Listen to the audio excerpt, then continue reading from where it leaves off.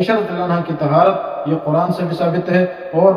ان کی پاکیزگی یہ بالکل صریح نصوص سے ثابت ہے اور قطعیات سے ثابت ہے۔ اس لیے علماء نے لکھا ہے کہ اس کا منکر کافر ہے، حضرت عائشہ رضی اللہ عنہ پر تہمت لگانے والا یہ کافر ہے۔ اگر کوئی بھی اس طرح کا عقیدہ رکھتا ہے تو وہ دار اسلام سے خارج ہے اور اسلام سے ان کا کوئی تعلق نہیں۔ الحمد للہ وکفى وسلام علی عباده الذین اصطفى، اما بعد فاعوذ باللہ من الشیطان الرجیم، بسم اللہ الرحمن الرحیم۔ النبی اولا بالمؤمنین من انفسهم وازواجه امہاتهم۔ عن ابي موسى الاشعري رضی اللہ عنہ ما استشكل علينا اصحاب رسول الله صلى الله عليه وسلم حديث قط فسألنا عائشة فوجدنا عندها منه علما۔ صدق اللہ العظیم وصدق رسوله النبی الکریم۔ آج 17 رمضان المبارک اور حضرت ام المؤمنین سیدہ عائشہ طیبہ طاہرہ مومنوں کی ماں عائشہ الصدیقہ رضی اللہ تعالی عنہ کی وفات کا دن ہے، اور اسی رمضان کے مہینے میں حضرت عائشہ رضی اللہ عنہ کی وفات بھی ہوئی، جنگ بدر کا واقعہ بھی پیش آیا، اور اسی طرح بہت سارے واقعات اس میں پیش آئے۔ آج کے اس موضوع میں ہم جس شخصیت کا تذکرہ کر رہے ہیں وہ ہے مومنوں کی ماں، طیبہ طاہرہ پاکیزہ اور ہر طرف سے اعلیٰ حسب نسب والی عورت، نبی کریم صلی اللہ علیہ وسلم کی زوجہ، عالمہ فقیہہ اور ایسی ذہین عورت کہ جس کی کوئی مثال ملنا مشکل ہے، ان کا تذکرہ آج کرنا چاہتے ہیں۔ تو سب سے پہلے تو ان کا مختصر سا تعارف۔ سیدہ عائشہ رضی اللہ تعالی عنہ یہ حضرت ابوبکر صدیق رضی اللہ تعالی عنہ کی بیٹی ہے، اور ام رومان ان کی بیٹی، یعنی حضرت ابوبکر صدیق رضی اللہ تعالی عنہ کی اور بھی بیویاں تھیں، لیکن جو بیوی ام رومان کے نام سے تھی ان سے حضرت عائشہ صدیقہ رضی اللہ عنہ یہ ان سے تھی۔ تو حضرت عائشہ رضی اللہ تعالی عنہ چھوٹی عمر میں تقریباً 6 یا 7 سال کی عمر میں رسول اللہ صلی اللہ علیہ وسلم سے ان کا نکاح ہوا، اور رخصتی پھر ان کے بعد میں تقریباً 9 سال کی عمر میں ان کی رخصتی ہوئی۔ تو حضرت عائشہ رضی اللہ تعالیٰ عنہ کا نکاح کیسے ہوا؟ بخاری شریف کی اور اسی طرح دیگر روایات میں آتا ہے کہ رسول اللہ صلی اللہ علیہ وسلم نے ایک مرتبہ حضرت عائشہ رضی اللہ عنہ سے فرمایا کہ عائشہ آپ کو پتہ ہے کہ ہمارا نکاح کیسے ہوا؟ تو انہوں نے کہا یا رسول اللہ پتہ نہیں۔ تو فرمایا کہ جب میں سویا ہوا تھا تو خواب میں مجھے کئی بار، یعنی 3 بار تقریباً ذکر کیا ہے کہ 3 بار حضرت جبرائیل علیہ السلام میرے پاس آئے اور مجھے خواب میں، یا بعض میں ہے کہ تصویر دکھائی، بعض میں ہے کہ ایک ایسے بچی کو لائے اور اس کا کپڑا جب میں نے چہرے سے ہٹایا تو فرمایا فَإِذَا هِيَ أَنْتِ، عائشہ وہ آپ تھی۔ اور میرے دل میں یہ خیال آیا کہ اگر یہ خواب اللہ تعالیٰ کی طرف سے ہے تو یمزہ، اللہ ضرور اس کو پورا کرے گا۔ تو پھر اسی طرح ہوا کہ 9 سال کی عمر میں ان کی رخصتی ہوئی، اور یعنی 6 سال کی یا 7 سال کی عمر میں ان کا نکاح ہوا، اور پھر 9 سال کی عمر میں ان کی رخصتی ہوئی۔ سیدہ عائشہ رضی اللہ تعالیٰ عنہ ان کی کل عمر تقریباً 57 سال یا 56 سال 57 سال تک علماء نے لکھا ہے، اور اس وقت کہ جب رسول اللہ صلی اللہ علیہ وسلم کی وفات ہوئی تو اس وقت ان کی جو عمر تھی وہ 18 سال تھی، اور 18 سال پھر اس کے بعد وہ تقریباً 48 سال آپ صلی اللہ علیہ وسلم کی وفات کے بعد بھی زندہ رہی۔ تو اس طرح کچھ یعنی ان کی عمر تقریباً 56-57 سال علماء نے لکھا ہے۔ اور حضرت عائشہ رضی اللہ تعالیٰ عنہ کی خصوصیات بہت ساری حدیث میں آئی ہے، چند ایک کا ذکر کرتے ہیں۔ حضرت عائشہ صدیقہ رضی اللہ تعالیٰ عنہ خود ایک حدیث میں ارشاد فرماتی ہیں کہ جو فضائل مجھے ملے ہیں وہ باقی ازواج مطہرات میں سے کسی کو نہیں ملے۔ ایک تو یہ کہ آپ صلی اللہ علیہ وسلم کے جو ازواج مطہرات تھی وہ 9 تھی، یعنی جن سے آپ کی شادیاں ہوئیں اور باقاعدہ آپ کی بیویاں تھیں، 2 اور بھی باندیاں تھیں، 11 ہو جاتی ہیں۔ تو اس طریقے پر جب آپ کی 9 بیویاں تھیں جن سے نکاح ہوا، ان میں کوئی بھی عورت ایسی نہیں تھی کہ جو ان کی طرح باقرہ ہو، یعنی ان کے پہلے کبھی شادی نہیں ہوئی ہو یا طلاق۔ آپ کی جتنے بھی ازواج مطہرات تھے، ام المؤمنین جتنے بھی تھی، سب کی مطلب یا تو بیوہ تھی یا ان کو پہلے سے طلاق ہوئی تھی۔ تو اس طریقے پر آپ صلی اللہ علیہ وسلم کی عورتیں تھیں اور آپ نے نکاح فرمائی تھی، سوائے حضرت عائشہ رضی اللہ تعالیٰ عنہ کی کہ یہ ایک ایسی خاتون تھی کہ جن سے نکاح آپ صلی اللہ علیہ وسلم نے کیا اس حال میں کہ نہ ان کے پہلے کی شادی ہوئی تھی اور اسی طرح کنواری تھی، بس ان کے یعنی خاوند صرف رسول اللہ صلی اللہ علیہ وسلم تھے۔ آپ کے وفات سے پہلے بھی یعنی زندگی میں بھی آپ سے نکاح کسی سے نہیں ہوا تھا ان کا، اور جب آپ کی وفات ہوئی تو 48 سال تک پھر بھی آپ اسی طرح رہی، آپ نے کہیں اور نکاح نہیں کیا۔ تو جب نکاح نہیں ہوا تو اسی طرح ان کی یعنی زندگی گزر گئی، اور آپ صلی اللہ علیہ وسلم ہی ان کے خاوند یعنی شوہر زندگی میں رہے، اس کے علاوہ اور کوئی نہیں رہے. یہ بھی ایک بڑی خصوصیت تھی.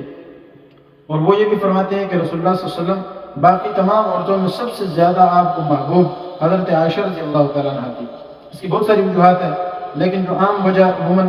علماء ذکر کرتے ہیں وہ یہی ہے کہ چونکہ ایک تو آپ کے جو والد تھے سیدنا صدیق اکبر رضی اللہ تعالیٰ عنہ، وہ آپ صلی اللہ علیہ وسلم کے انتہائی جانثار صحابی تھے. اپنا سب کچھ تن من دھن مال، اپنا سب کچھ اولاد آپ صلی اللہ علیہ وسلم کو قربان کرنے والے تھے، اور ایسے جانثار صحابی تھے. تو اس لیے بھی ان کی بیٹی تھی، تو اس لیے باقی ازواج مطہرات سے ان سے محبت زیادہ تھی. ایک بات. دوسری بات یہ بھی ہے کہ رسول اللہ صلی اللہ علیہ وسلم کے ازواج مطہرات میں سب سے یعنی کم عمر والی جو بیوی تھی وہ حضرت عائشہ رضی اللہ تعالیٰ عنہ تھی، اور اس وجہ سے بھی آپ سے زیادہ محبت تھی. اور صرف کم عمر کی وجہ سے نہیں، بلکہ عمر بھی کم تھا اور ذہان اس سے سب سے زیادہ تیز.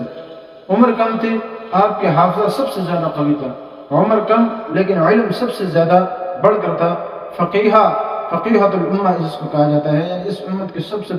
بڑی جو فقیہ جس کو کہا جاتا ہے کہ سب سے بڑی محدثہ، یعنی تمام ہر طرح کا علم ان کے پاس موجود تھا. اشعار کا علم ان کے پاس تھا، طب کا علم ان کے پاس تھا، احادیث کا علم ان کے پاس تھا، فقہ کا علم ان کے پاس تھا، تفسیر میں بھی کافی مہارت رکھتی تھی. تو اتنی ذخیرہ علم کا ذخیرہ ان کے پاس تھا، تو اس لیے بھی آپ صلی اللہ علیہ وسلم یعنی ان سے زیادہ محبت فرماتے تھے. ایک تو وہ یہ بھی وجہ ہے. باقی جو ازواج مطہرات تھی ان میں ایسی بھی تھی جو یعنی شکل و صورت کے لحاظ سے خوبصورت اور بھی زیادہ تھی، جیسے حضرت صفیہ رضی اللہ عنہ کے بارے میں آتا ہے، حضرت زینب رضی اللہ عنہ کے بارے میں بھی آتا ہے، سخاوت میں بھی بہت زیادہ تھی. اس طرح بہت ساری الگ الگ خصوصیات ازواج مطہرات میں تھی، لیکن پھر بھی آپ صلی اللہ علیہ وسلم کی ان سے دلی محبت باقی سے تھوڑی زیادہ تھی. اسی طرح ان کے بارے میں یہ بھی آتا ہے کہ رسول اللہ صلی اللہ علیہ وسلم نے ایک حدیث میں کسی نے پوچھا کہ یا رسول اللہ آپ کو سب سے زیادہ محبت کس سے ہے؟ تو آپ نے فرمایا عائشہ سے. فرمایا کہ یا رسول اللہ مردوں میں؟ فرمایا کہ عائشہ کے والد حضرت ابوبکر رضی اللہ عنہ سے. پھر فرمایا کہ یا رسول اللہ اس کے بعد کہا پھر حضرت عمر. کہا پھر اس کے بعد پھر اس طرح چلتے گئے. صحابی فرماتے ہیں میں خاموش ہو گیا کہ یہ نہ ہو کہ میرا نام بالکل ہی کہیں آخر میں نہ آ جائے. تو اس لیے بھی حضرت عائشہ سے زیادہ محبت تھی رسول اللہ صلی اللہ علیہ وسلم کو. اور اسی طرح یعنی ان کی علمی حیثیت کے لحاظ سے جس حدیث میں نے آپ حضرت کے سامنے پڑھی ہے کہ حضرت ابو موسیٰ اشعری رضی اللہ تعالیٰ عنہ فرماتے ہیں، ترمذی کی روایت ہے، مشکات میں بھی ذکر ہے کہ ہمیں جب بھی یعنی اصحاب رسول کو صحابہ کرام کو جب بھی کسی مسئلے میں مشکل پیش آتی تو ہم اس حدیث کا حل حضرت عائشہ رضی اللہ عنہ سے پوچھتے تو ہمیں لازمی اس کے بارے میں کچھ علم مل جاتا. جیسے کہ مشہور حدیث ہے، آپ نے کافی سنا بھی ہوگا کہ جب اکسال کے بارے میں اور انزال کے بارے میں صحابہ کرام میں اختلاف ہوا تو اتنے بڑے مسئلے میں جب مہاجرین اور انصار صحابہ کا شدید اختلاف ہونے لگا تو ایک صحابی گئے اور انہوں نے جا کر حضرت عائشہ رضی اللہ عنہ سے پوچھا کہ اماں جی آپ اس بارے میں ہمیں بتائیں کہ رسول اللہ صلی اللہ علیہ وسلم کے کیا حدیث ہے یا کیا مسئلہ ہے اس بارے میں. تو انہوں نے فرمایا، انہوں نے اس کا جواب دیا، اور جواب دیا تو وہی جو جواب ان کا تھا تو وہی سارے صحابہ کے لیے بس آخری فیصلہ تھا کہ بس جو مومنین عائشہ رضی اللہ عنہ نے فرمایا تو بس وہی حرف آخر ہے. تو اور ان کے ساتھ ان سے پوچھا بھی کہ یہ آپ کے ساتھ اس طرح پیش بھی آیا ہے، راویہ خود اس میں مبتلا ہے؟ فرمایا کہ ہاں بالکل اسی طرح ہے. تو جو بھی مسئلے کا حل ہوتا صحابہ کرام آخر آ کر حضرت عائشہ رضی اللہ عنہ سے پوچھتے. اسی طرح ان کی ایک خصوصیت یہ بھی تھی کہ رسول اللہ صلی اللہ علیہ وسلم ہر ایک ازواج مطہرات میں سے ہر ایک بیوی کے گھر میں ایک ایک رات گزارتے، لیکن حضرت عائشہ رضی اللہ عنہ وہ تھی جن کے پاس آپ 2 راتیں گزارتے. وہ بھی ایک واقعہ ہے کہ ایک عورت نے آپ صلی اللہ علیہ وسلم کی ایک زوجہ محترمہ نے اپنا جو یعنی تھا کہ رات گزارنے کا جو حق تھا وہ حضرت عائشہ رضی اللہ عنہ کو ہبہ کیا، ان کو دیا کہ یا رسول اللہ آپ میری جگہ بھی وہاں پر رہا کریں. تو ایک تو یہ بھی خصوصیت تھی. اسی طرح ایک خصوصیت یہ بھی تھی کہ رسول اللہ صلی اللہ علیہ وسلم کی جب وفات ہوئی تو آپ حضرت عائشہ رضی اللہ تعالیٰ عنہ کے سینے مبارک سے آپ کا سر لگا ہوا تھا اور آپ ہی کی گود میں ان کی وفات ہوئی. اور آخری چیز حضرت عائشہ رضی اللہ عنہ فرماتی ہیں کہ جو رسول اللہ صلی اللہ علیہ وسلم کے منہ مبارک میں گیا وہ میرا لعاب تھا. کہ جب آپ نے آخری وقت میں فرمایا کہ عائشہ مجھے مسواک کرنا ہے، آپ مسواک کی طرف اشارہ کر رہے تھے، فرمایا کہ وہ مسواک میں نے لیا اور اپنے منہ میں چبایا اور اس کو نرم کر کے میں نے رسول اللہ صلی اللہ علیہ وسلم کو دیا. پھر آپ نے مسواک کیا تو وہ سب سے آخری چیز جو آپ صلی اللہ علیہ وسلم کے پیٹ میں گئی وہ کیا تھا؟ حضرت عائشہ رضی اللہ عنہ کا لعاب تھا. اسی طرح رسول اللہ صلی اللہ علیہ وسلم کا جو یعنی روزہ رسول ہے، روزہ ہے، وہ بھی آپ حضرت عائشہ رضی اللہ عنہ کا حجرہ ہی بنا. اور اس میں بھی ایک لمبی تفصیل ہے کہ جب اختلاف ہوا کہ آپ صلی اللہ علیہ وسلم کو کہاں دفن کرے تو حضرت ابوبکر صدیق رضی اللہ تعالیٰ عنہ نے فرمایا کہ نبی صلی اللہ علیہ وسلم نے خود ایک حدیث میں ارشاد فرمایا تھا کہ ایک نبی جہاں پر اس کی وفات ہوتی ہے وہی اس کا حجرہ یعنی وہی اس کا روزہ ہوتا ہے، تو چونکہ آپ کی وفات حضرت عائشہ رضی اللہ عنہا کے گھر میں ہوئی تھی تو اس لیے آپ کا دفن بھی وہیں پر ہوا۔ اور یہ بھی ایک علمی بات ہے کہ رسول اللہ صلی اللہ علیہ وسلم کی وفات یعنی سب سے زیادہ آپ کو، چونکہ بیویوں میں سب سے چھوٹی حضرت عائشہ تھی، اس سے زیادہ محبت تھی، اور بیٹیوں میں آپ کو سب سے زیادہ محبوب حضرت فاطمہ رضی اللہ عنہا تھی، تو اس سے زیادہ محبت تھی، ان سے بھی زیادہ محبت تھی کہ جب آپ سفر پہ جاتے ہیں حضرت فاطمہ سے ملتے، جب آپ سفر سے واپس آتے تو پہلے حضرت فاطمہ رضی اللہ عنہا سے ملتے، ان کے حال احوال لیتے، تو جیسے ان سے زیادہ محبت تھی اسی طرح حضرت عائشہ رضی اللہ عنہا سے بھی زیادہ محبت تھی آپ صلی اللہ علیہ وسلم کو۔ تو اس لیے یہ بھی ایک اختلافی مسئلہ ہے کہ روافظ شیعہ چونکہ حضرت عائشہ رضی اللہ عنہا کو نہیں مانتے، اور جو دوسری طرف حضرت فاطمہ رضی اللہ عنہا ان کو سب مانتے ہیں، سنی بھی مانتے ہیں، شیعہ بھی مانتے ہیں، اور جو حضرت عائشہ رضی اللہ عنہا ہے ان کو